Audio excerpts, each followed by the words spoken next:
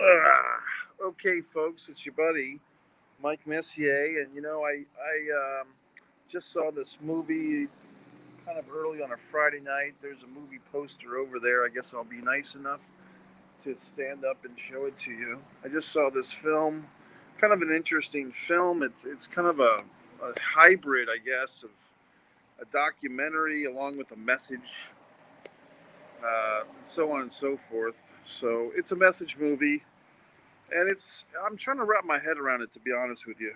um, I would say that I enjoyed the movie, and a certain payoff of this film I've seen before, which is kind of the interesting story of these two football guys.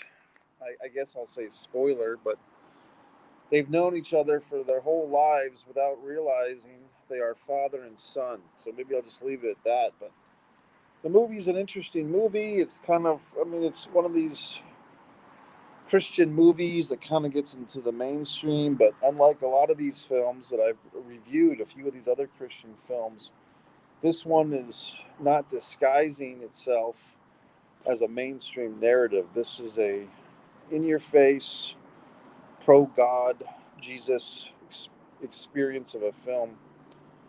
Some good stuff in here, I mean, it is what it is. Well, there's people coming by, so I might have to be silent for a moment. But a good movie. Um, like I said, it's kind of an interesting film because it's kind of half documentary, half just telling you stuff. But there's some characters in this film. I mean, people. They're not even characters. They're just people who have had a rough go at it with the father figures in their lives, and so on and so forth, and blah blah blah. So, how many people in the theater tonight? Well, this kind of irked me. I get into the theater, and I think there was like two other groups. I guess I'm a group, but I'm just by myself. But there was a group of two or three people, and then another group of two people, maybe two or three other people. And then I'm sitting down, and like right before the movie starts, this couple comes in, and they're just making a lot of noise. They're just like this couple with the popcorn and the fucking drink, and just talking to each other. And I kind of get irked by those couples that feel the need to speak to each other in public. Like, look, don't you spend enough time together that you know what the other one's going to say already? Do you really need to have a public conversation, especially in a movie theater? And I guess I think I've just been in that situation before. You just have to tell the other person, look, I respect the cinema. I don't speak in the movie theater. So unless there's an emergency, please, no speaking in the theater. Not to me or anyone. Keep your mouth shut. That's how you have to lay the law down. There's not to be speaking in the movie theater. It's not to be encouraged. So if you're a man, if you're a woman, and your significant other is speaking during the cinematic experience, you have to remind them that that's not to be allowed. Just my opinion. I could be wrong. Um,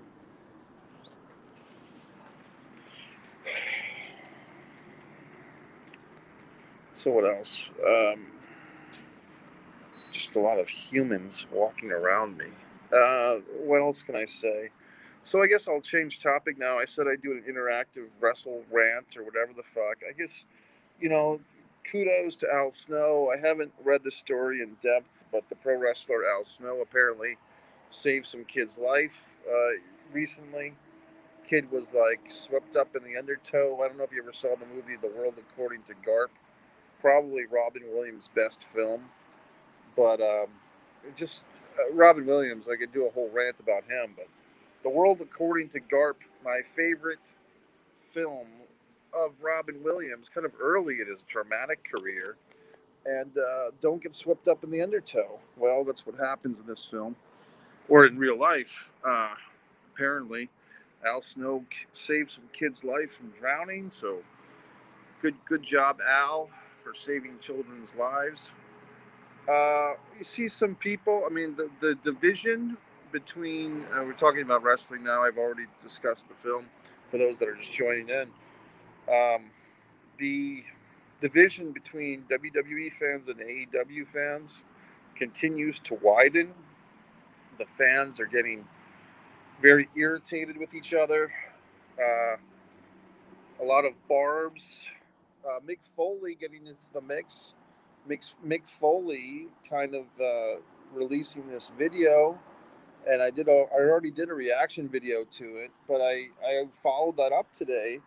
I listened to good old Mick Foley as he was speaking with X Pac, and he was further kind of explaining his feelings and thoughts. And I feel that, you know, that was something I wanted to share on Twitter. Some people don't want to hear it, though. They don't want to hear that their favorite wrestling or sports entertainment company of the WWE could somehow be falling to number two, which, in my opinion, has already happened. You know, maybe not financially, but creatively, or just a company of significance. I mean, it just, to me, what does WWE have now? Nothing. It's got nothing for me. Um, Maybe the women's roster, but some of their better women wrestlers, Bailey, for instance, I haven't seen her in a while. So it's just something that, you know. But I've noticed this. What's the word? Acerbic? Is that the Acerbic? Like ACERBIC? Sometimes just wonderful words pop into my mind. Acerbic, like a prickly, a sardonic. Another cool word. I always like sardonic more than sarcastic, and I had to be a thesaurus to tell you exactly the difference. But I like the word sardonic as opposed to sarcastic. It just seems a little more edgy. Like, I'm sardonic. I'm sardonic. Well, in any event, um, just the fans really fucking hate each other now. And, you know, people might be wondering the Evan Ginsbergs who always try to keep everybody happy. But and even though Evan's not even watching WWE, but I say, uh, here's the deal.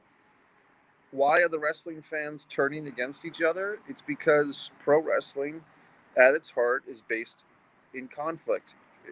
Conflict, okay? And for several years, there hasn't been really good, compelling conflict storylines. Yes, there's probably been a bunch that I'm not remembering or citing, but you're not really having the Four Horsemen beat up Dusty Rhodes in the parking lot with a baseball bat, now are you? Or Magnum TA taking a nice wooden chair and trying to gouge Tully Blanchard's eyeball out of its socket. Now, are you? You're not having those type of moments in pro wrestling. So, because it's all very nice, friendly, even in AEW, it's too many baby faces in that promotion. Really need some more heels. Um, and maybe with that MMA group, we'll have that. Oh, hold on. More people.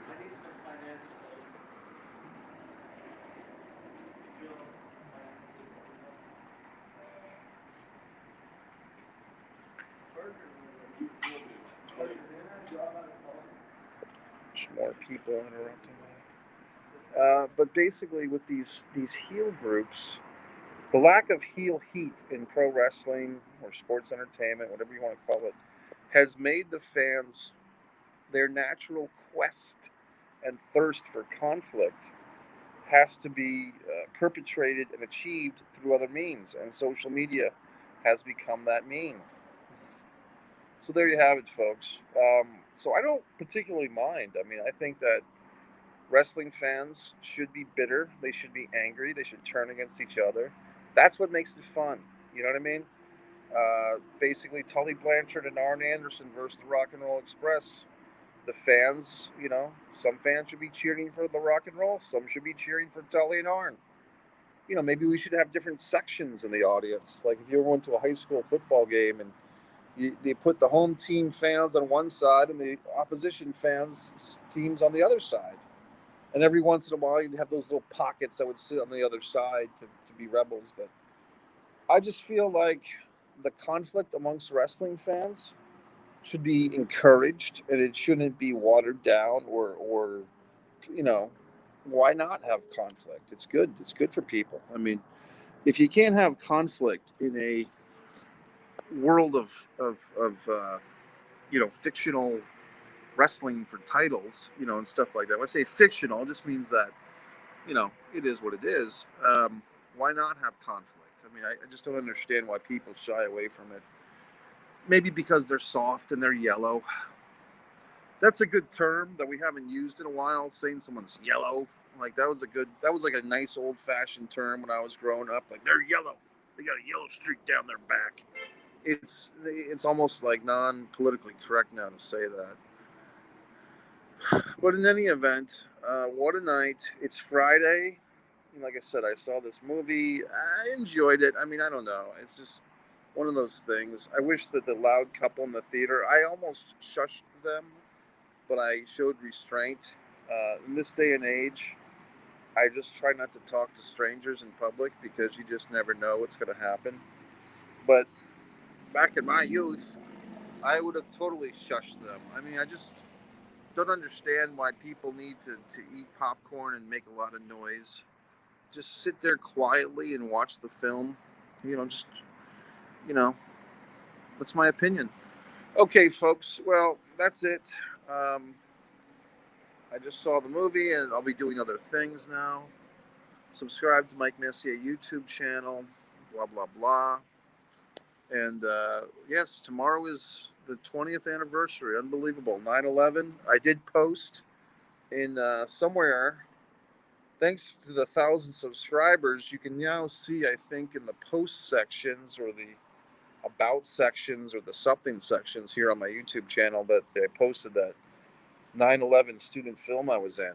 Wow. Time flies, folks. 20 years. Unbelievable. Where were you 20 years ago? Do you recall? You can leave a comment, a question, a query. Subscribe to Mike Messier YouTube channel. Thank you very much.